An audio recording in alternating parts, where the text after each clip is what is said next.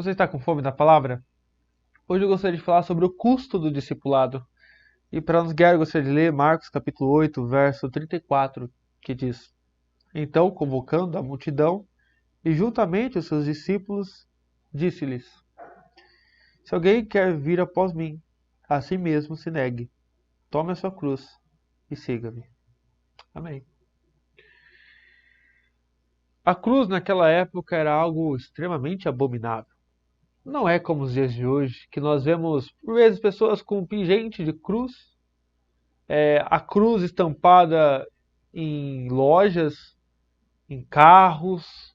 Hoje a cruz se tornou um símbolo muito popular, um símbolo bonito de se ver.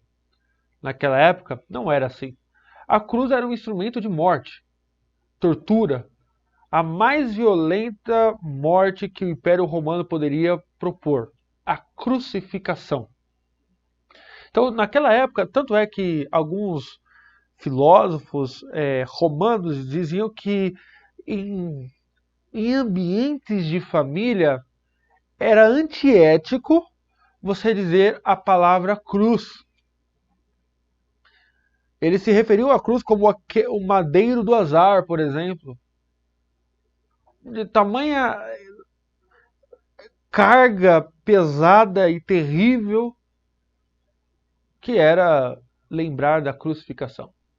Então, cruz, na época de Jesus, não era moda como é nos dias de hoje. Não era algo bonito. Era um instrumento de tortura e morte. E Jesus diz para os seus discípulos, logo após repreender Pedro, ele diz aos seus discípulos e à multidão: Veja, quem quiser me seguir deve tomar a sua cruz. Ou seja, eu não vim trazer para vocês uma existência anestesiada de qualquer tipo de sofrimento. Para me seguir, vocês devem carregar a cruz, ou seja, um instrumento de morte, tortura e dor.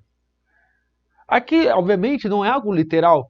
Alguns cristãos ali na China, de acordo com John Stott, no seu livro A Cruz de Cristo, ele diz que alguns cristãos ali na China começaram a entender esse texto de forma literal.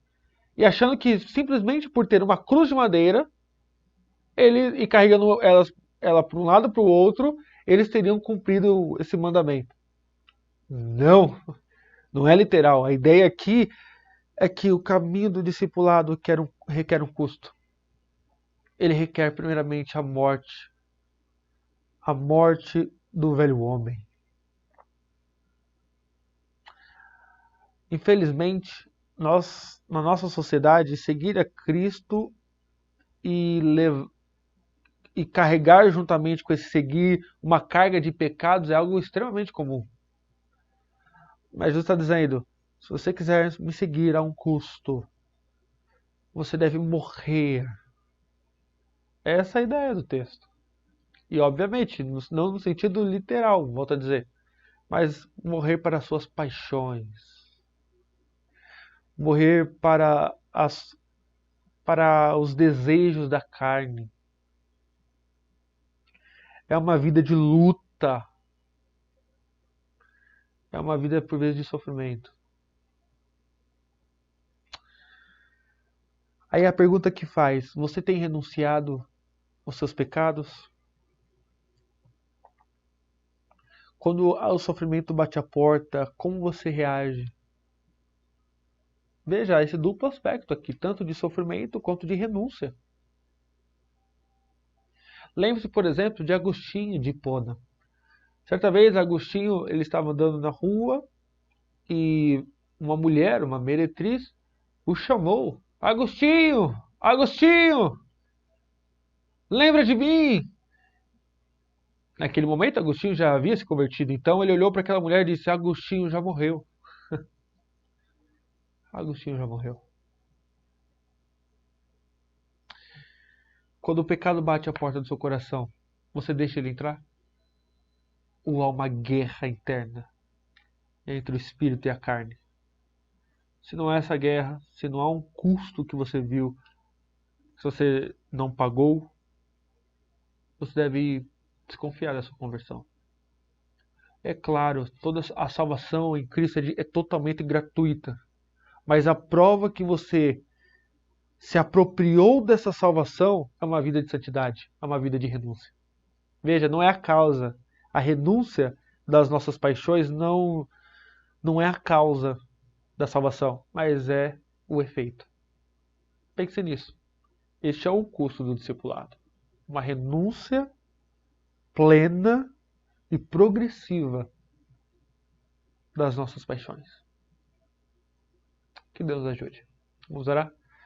Senhor, ajuda-nos, a Deus, a renunciar às nossas paixões e a seguir ao Teu Filho Jesus Cristo, nosso Redentor. Sabemos que sem o Teu Espírito não conseguiremos. Deste modo, pedimos a Tua ajuda, ó Pai. Em nome de Jesus, nosso Redentor. Amém. Se você ficou comigo até mais esse final de vídeo, eu peço que você curta, compartilhe, se puder comente. Terei todo o prazer para ler. E se você ainda não é inscrito, inscreva-se em nosso canal, para que juntos aí nós cresçamos a fim de alcançar novos horizontes para a glória de Deus. Um grande abraço e até a próxima.